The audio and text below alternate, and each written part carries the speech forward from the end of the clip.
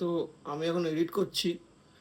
তো একটা প্রজেক্ট বা একটা প্রপার ভিডিও বানানোর জন্য কতটা খাটনি থাকে, কত কিছু অ্যাড করতে হয়, কত জায়গা দেখতে হয়, এডিটারকে সাউন্ড খুঁজতে হয়, সাউন্ড এফেক্ট খুঁজতে হয়, স্টক ভিডিওস কোথায় কি লাগবে সেগুলোকে জোগাড় করা। হ্যাঁ, মানে প্রচুর অ্যাসপেক্টস থাকে। তো it's a very skilful and tough job. কালকে 4:30-5টা অবধি করেছি। আজকে আবার এখন বসেছি কারেকশনসগুলোকে নিয়ে। তো একটা প্রজেক্ট শেষ করলে মানে একটা আলাদা স্যাটিসফ্যাকশন পাই, কিন্তু শেষ করা বিশাল একটা ইয়ে থাকে, বাট ইট ফিলস গুড যখন একটা প্রজেক্ট শেষ হয়। আর সেটা ভালো লাগে, পরে দেখি নিজেই নিজের কাজটা, পাগলের মতো অবস্থা হয়ে যায়। কিন্তু যত খারাপ লাগা, যত ডিস্টারবেন্স, যত সব কিছু কেটে যায়, তখন কাজটা কমপ্লিট হয়, শেষ হয়। আর অ্যাজ এ এডিটার আমার স্টাইলটা অনেক চেঞ্জ হয়েছে। যেমন প্রথম দিকে যখন এডিট করতাম তখন কি নতুন নতুন খুব কুল এফেক্টস, কুল ট্রানজিশন, সেই ওই তাই সেই। তখন আমি যখন একদম নতুন ছিলাম, তখন যারা সিনিয়র ছিল আট দ্য টাইম তাদের জিজ্ঞেস করতাম এই ট্রানজিশন ওই ট্রানজিশন, তারা বলতো এগুলো কেন ইউজ করার তো কোনো দরকার নেই, তো জাস্ট প্লেন। তো তখন ওই ম্যাচুরিটিতে আসিনি, তখন নতুন নতুন ছিলাম। তখন এখন যেমন ওই ভিডিও দেখে না, এই এফেক্ট হচ্ছে, ওই এফেক্ট হচ্ছে, পেছন দিয়ে লেখা আসছে, তো ওইগুলো না একদম বাচ্চা বয়সে নতুন নতুন এডিটিং করছি, তখন ওইগুলো ভালো লাগে। কিন্তু অ্যাজ এ এডিটার যখন সময় বেড়েছে, বছর বছর ধরে এডিট করেছি, তখন ওই সব জিনিসগুলো এখন ওইগুলো মেন না। মেন হচ্ছে স্টোরি টেলিংটা। খুব কম ট্রানজিশন থাকে, খুব কে থাকে, পারফেক্ট কাট। এমনি তোমরা যখন ওই ইউটিউবে দেখবে না নতুন ভিডিও, পেছন দিয়ে এই যাচ্ছে, লেখা যাচ্ছে, ওই যাচ্ছে, দ্যাট ইজ ইনম্যাচিওর এডিটিং। আর যখন তুমি কোনো সিনেমা দেখছো হলিউডে বা বলিউডে, ভালো কোনো সিনেমা, তো এডিটিংয়ে তখন দেখো এই হুশাস এই শ্বাস না হয় না। তো এডিটিংটা ইনভিজিবল থাকে। স্টোরি টেলিংটা মেন হচ্ছে এডিটিংয়ের প্রসপেক্ট, মানে কোন ক্লিপটা কতটা কোন সময় কাটবে। একটা ফ্রেম, একটা সেকেন্ডে 24টা ফ্রেম, একটা ফ্রেম এদিক থেকে ওদিক হলে মানে কি ইমোশন সেটা কনভে করবে অডিয়েন্সের কাছে, সেটা কি ইমোশন সিনটা ক্যারি করছে।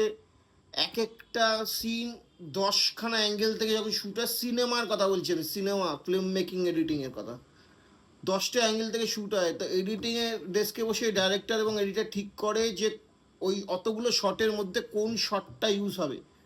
তো এই জিনিসগুলো আমার যে প্রথম স্যার ছিল সেভেন পাপে, সেভেন স্যারের থেকে, সোয়েন স্যারের থেকে অনেক কিছু শিখেছি। তো উনি জেমস ক্যামেরনের মতো এডিটারের সাথে কাজ করেছেন, উনি হলিউডে থাকেন। তা আমাকে যেতেও বলেছিল, আমাকে অফারও দিয়েছিল গিয়ে কাজ করতে, কারণ ওনার আমার কাজ ভালো লেগেছিলো। কিন্তু ওনার থেকে আমি অনেক কিছু শিখেছিলাম, আমার যাওয়া হয়নি। আমি আমেরিকায় অনেক সুযোগ পেয়েছি, কিন্তু আমি যাইনি। কেন যাই না, আমি এখানে পড়ে আছি। তো ওনার থেকেই স্টোরি টেলিং এই জিনিসগুলো এডিটিংয়ে শিখেছি। তো অ্যাজ অ্যান এডিটার এখন সেই ম্যাচুরিটা অনেকটাই হয়েছে। এখন ভালো লাগে না যে এই এফেক্ট ওই এফেক্ট সেই এফেক্ট দিই, বা যদি কেউ বলে সেগুলো বোকা বোকা লাগে। তো ম্যাচিওর এডিটিং, যে কোন সিনটার সাথে সিনটা কাট হবে, কি ইমোশন ক্যারি করছে, মেন হচ্ছে। মানে এডিটিং নিয়ে তুমি যদি বলো, এডিটিংয়ে স্টোরি টেলিং, স্টোরিটাকে কীভাবে বলছো, পুরো এডিটিংয়ে এই এই টাইম লাইনের ওপর, পুরো এই টাইম লাইনের ওপর পুরোটা ফিক্স হয়।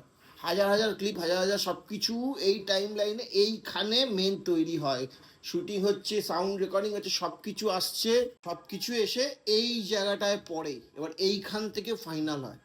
তো অনেক সময় ট্রেলার দেখো না, ট্রেলার কাট, এটা যেমন প্রথম প্রথম আমি শিখেছিলাম যে প্রথমে ট্রেলার এডিটিং, তো খুব ইম্পর্টেন্ট। পুরো একটা সিনেমা থেকে কোন জায়গাগুলো ট্রেলার কাট করবে, সব কিছু দেখাবে না, কোনটুকু দেখাবে, কোনটুকু দেখালে অডিয়েন্সে সেই গল্পটার উপর ইন্টারেস্ট জাগবে, কিন্তু সে পুরো গল্পটাও জানতে পারবে না। এখন যেমন অনেক হিন্দি সিনেমা এডিটিং দেখি ট্রেলারেই মোটামুটি পুরো গল্পটা বলে দেয়। ট্রেলার দেখে তুমি বুঝে যাবে এই সিনেমাতে এই আছে, কিন্তু না, ওটা বাজে ট্রেলার কাটিং। ভালো ট্রেলার কাটিং হয়েছে, তুমি দেখাবে সিনেমার জিনিসগুলো, কিন্তু তোমার মতো সেই কিউরিওসিটিটা জন্মাবে যে হ্যাঁ আমি গিয়ে দেখবো সিনেমাতে কি হবে।